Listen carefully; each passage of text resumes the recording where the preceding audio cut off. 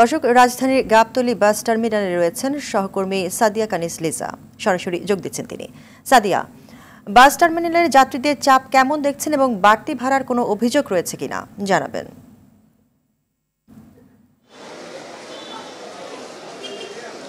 নাবিলা, আপনি জানেন যে ঈদ এলেই কিন্তু যারা যাত্রী আছেন, যারা ঢাকায় কর্মরত থাকেন, তারা কিন্তু গ্রামে পরিবার পরিজন নিয়ে ঈদ করার জন্য গ্রামের পথে ছুটতে থাকেন এবং কয়েকদিন ধরেই কিন্তু মানুষজন গ্রামের দিকে যাচ্ছেন পরিবার পরিজন নিয়ে ঈদ করতে।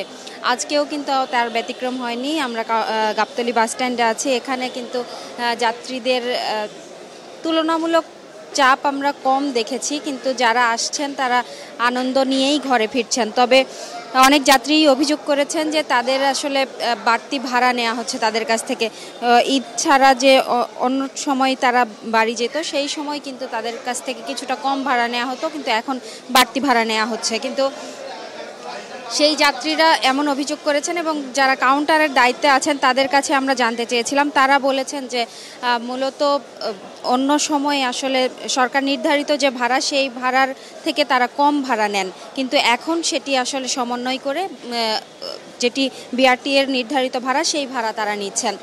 কিন্তু যাত্রীরা কিন্তু বলছেন যে তাহলে অন্য সময় আসলে কেন কম নেওয়া হয়। আমরাও প্রশ্ন করেছিলাম, তারা বলেছিল যে ওই সময় আসলে যাত্রী কম থাকে, আমরা কম নিয়ে আমরা চালাতে পারি, কিন্তু এখন আসলে যাত্রী যেহেতু ঈদের সময়, ঈদের মৌসুমে আসলে তারা ওই সমন্বয় করে বাড়তি ভাড়াটা নিচ্ছে, সঠিক ভাড়াটা নিচ্ছে, এমনটি আসলে যাত্রীরা আমাদেরকে জানিয়েছে।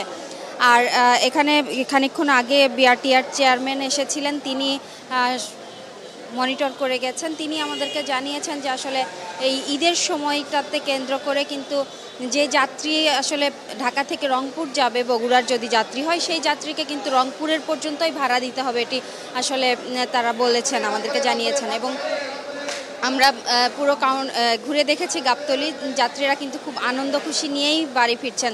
তবে অনেক যাত্রী অভিযোগ করেছেন যে কিছু বাস আসলে দেরিতে কাউন্টারে এসে পৌঁছাচ্ছে, তাদের আসলে কিছুটা বিলম্বে তাদের বাসে উঠতে হচ্ছে।